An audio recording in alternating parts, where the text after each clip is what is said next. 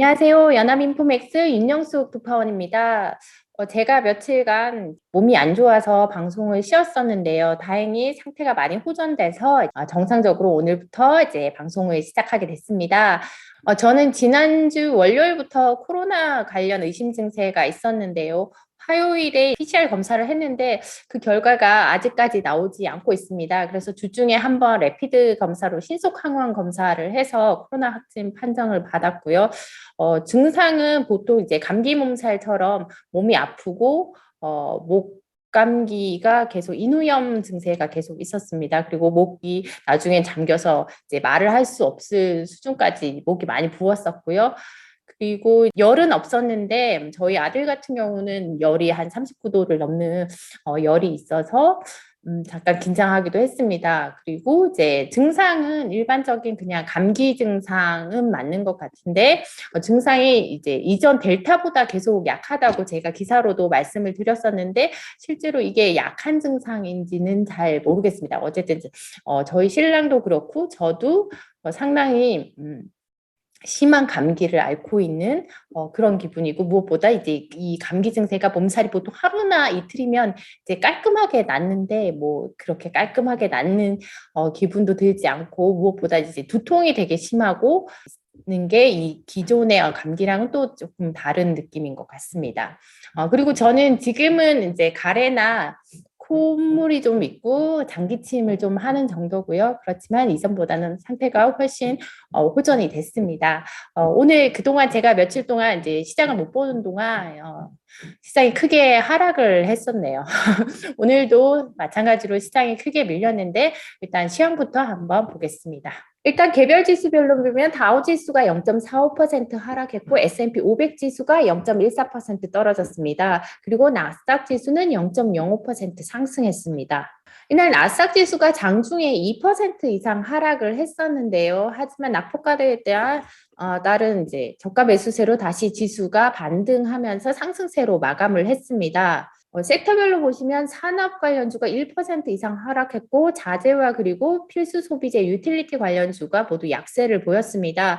그리고 반면에 헬스와 기술주는 상승을 했는데요. 기술주 같은 경우는 장 초반에 크게 하락을 했지만 이날 상승세로 마감을 했습니다. 대형 종목 중에는 마이크로소프트나 애플이 거의 보합권에서 장을 마쳤고요. 페이스북은 1% 이상 하락했지만 구글은 1% 이상 상승을 했습니다. 테슬라가 있는 3%가량 올랐고요. 페이팔은 2% 이상 하락을 했습니다. 이날 장중 10년물 국채금리가 1.8% 이상 오르면서 이제 나스닥 지수가 2% 이상 하락을 했습니다. 그러면서 나스닥 지수가 최근 고점 대비 9% 이상 하락을 하면서 거의 10% 하락세인 이제 조정 영역에 거의 근접을 했었는데요. 최근 주가가 이제 거의 조정 영역까지 떨어지면서 저가 매수세가 들어오면서 다시 기술주들이 반등을 했습니다.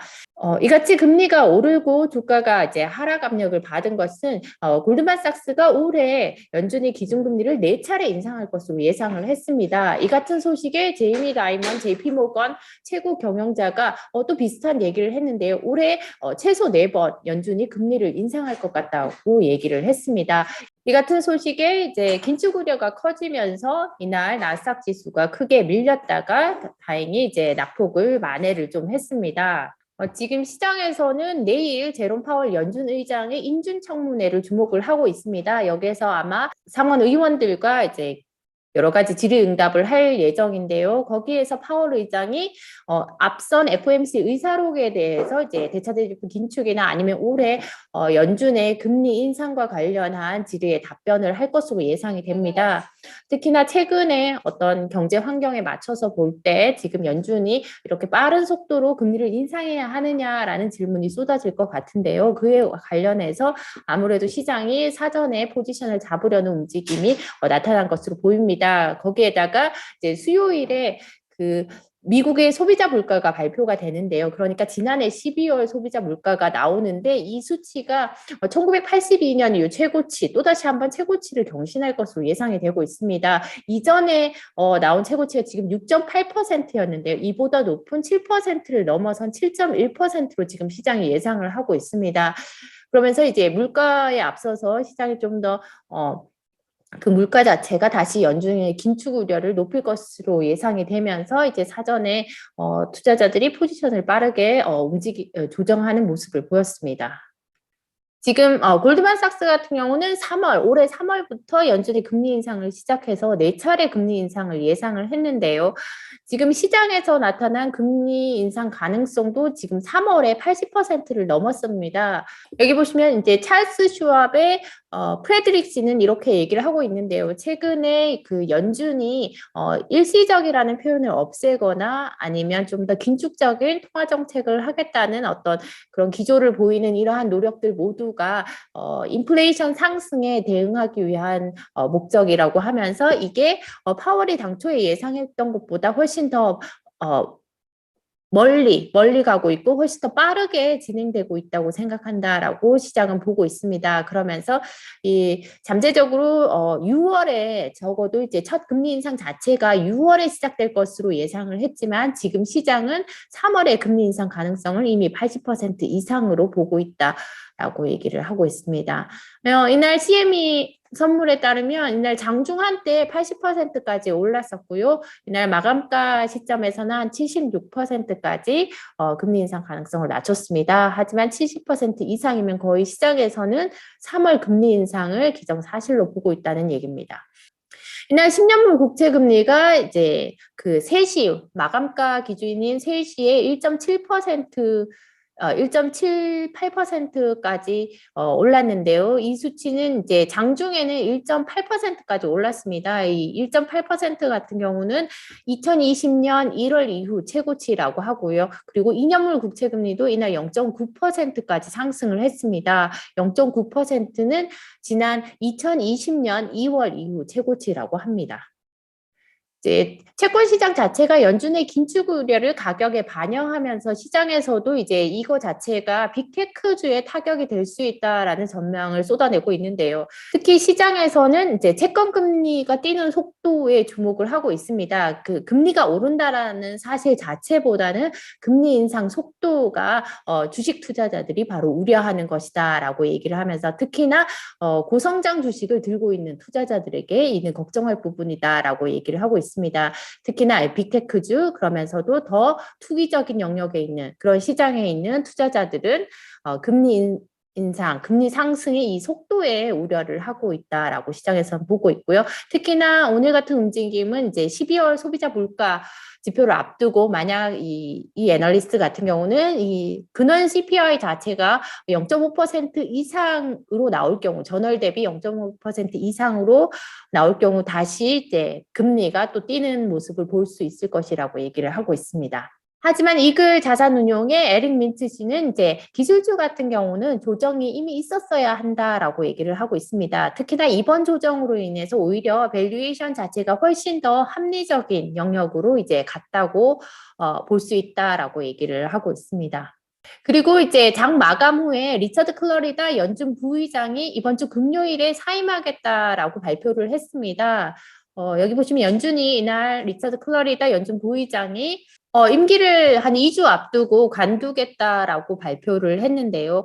이 같은 사실은 최근에 그 팬데믹 동안 주식 거래와 관련한 게 또다시 이제 문제가 되면서 조기 사임을 한 것으로 보입니다. 뭐 2주 먼저 사임을 한 건데요. 어쨌든 뭐 시장에서는 이거 자체를 큰 리스크로 보지는 않겠지만 앞으로 이제 바이든이 이 연준 이사에 누굴 지명할지에 앞으로 시장이 더욱 관심을 가질 것으로 보입니다.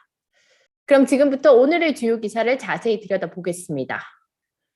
골드만삭스가 올해 연준이 4차례 기준금리를 인상할 것으로 예상했습니다. 골드만삭스는 미국의 금리 인상 시기로 3월과 6월, 9월과 12월을 꼽았습니다. 각 분기마다 1회씩 25bp 금리를 인상할 것으로 예상했는데요. 당초 3회 인상에서 4회로 늘린 겁니다.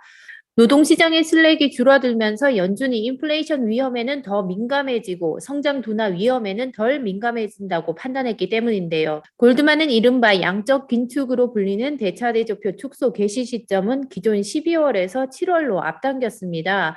메리 데일리 샌프란시스코 연은 총재가 앞서 1회의 금리 인상 이후 대차대조표 축소 가능성을 언급한 점에 주목해 이 같은 전망을 내놨습니다. 제이미 다이먼 JP모건 최고 경영자가 올해 연준이 최소한 4차례 기준금리를 인상할 것이라고 언급했습니다. 골드만삭스가 올해 4차례 금리 인상을 전망한 후 또다시 나온 4차례 금리 인상 전망인데요.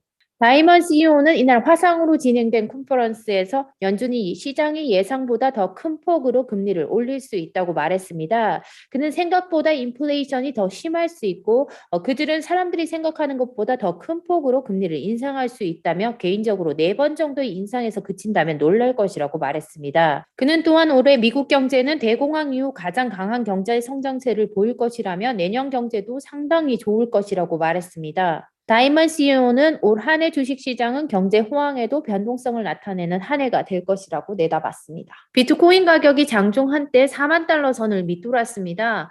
CNBC에 따르면 비트코인 가격은 이날 장중 6% 이상 하락한 39,771달러 수준까지 하락했습니다. 이는 지난 9월 이후 최저 수준인데요. 이더리움도 이날 한때 7% 이상 급락한 2,940달러까지 떨어졌다가 다시 3,000달러대를 회복했습니다. 비트코인과 이더리움 가격이 하락한 것은 최근 연준의 매파적인 통화 정책에 대한 우려가 커졌기 때문인데요. 이날 미국 10년물 국채 금리가 긴축 우려에 최고 1.8%까지 오르면서 주식과 비트코인 등 위험 자산이 모두 타격을 입었습니다. 엘버트 블러 화이자 최고 경영자가 CNBC 방송에 출연해서 오미크론 변이를 목표로 개발 중인 백신이 3월에는 준비가 될 것이라고 말했습니다. 다만 오미크론 변이용 백신이 별도로 필요하다면 어떤 식으로 사용될지는 아직 불분명하다고 말했습니다. 블라 CEO는 일부 국가가 가능한 빨리 오미크론 변이용 백신을 만들어 달라고 요청해 별도 백신을 준비하는 것이라고 설명했습니다. 스테판 바용셀 모더나 CEO도 올해 가을 오미크론 변종을 겨냥한 코로나19 부스터샷 가능성을 전 세계 보건 당국자들과 논의하고 있다고 밝혔습니다. 방셀 CEO는 오미크론을 겨냥한 부스터샷이 곧 임상시험에 들어갈 예정이라고도 말했습니다. 또한 이 주사제에 다른 요소들도 포함할지를 당국과 논의하고 있다고 말했습니다. 미국 스포츠 의류업체 룰루레몬의 주가가 회사의 회계 4분기 실적이 애널리스트들의 예상보다 부진할 것이라고 밝히면서 주가가 크게 하락했습니다. 룰루레몬은 보도자료를 통해 4분기 매출이 21억 2,500만 달러에서 21억 6,500만 달러 범위의 하단에 그칠 것으로 예상했습니다. 조정 주당 순이익도 3.25달러에서 3.32달러의 하단에 그칠 것으로 예상했는데요. 레피니티브에 따르면 애널리스트들은 룰루레몬의 매출은 21억 7천만 달러, 그리고 주당 EPS는 3.34달러로 예상했습니다. 룰루레몬의 실적 예상치는 전문가들의 예상치를 밑도는 수준인데요. 회사는 이같이 매출을 예상한 데는 오미크론에 따른 악영향 등을 고려했다고 설명했습니다.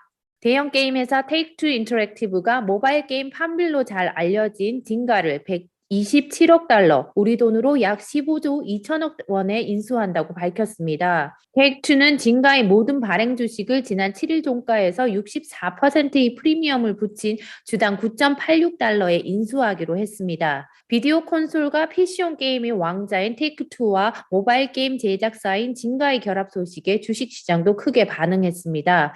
징가의 주가는 이날 40% 이상 폭등했고 테이크투의 주가는 15%가량 하락했습니다. 골드만삭스가 2022년에도 전기차 부분의 혁신이 계속될 것이라며 올해 최선호 종목의 테슬라를 꼽았습니다. 또한 테슬라의 목표가를 기존 1,125달러에서 1,200달러로 상향했습니다. 골드만은 테슬라에 대한 투자 의견은 매수로 유지했는데요. 골드만은 자동차 수요가 올해에도 공급 대비 강한 수준을 유지할 것이라며 테슬라와 같은 기존 업체들이 강한 가격 결정력을 유지할 것이라고 말했습니다. 회사는 테슬라의 모델 Y 생산이 늘고 독일과 텍사스의 새 공장들이 가동되면 마진이 더욱 확대될 것이라며 소프트웨어 매출의 증가도 테슬라의 마진 성장을 이끌 것이라고 덧붙였습니다. 네, 제가 준비한 소식은 여기까지입니다. 내일은 제롬 파월 연준 의장의 재임준 청문회가 열리는데요. 시간은 오전 10시, 미국 동부 시간으로 오전 10시에 시작될 예정입니다. 내일은 관련 소식 갖고 찾아뵙겠습니다. 감사합니다.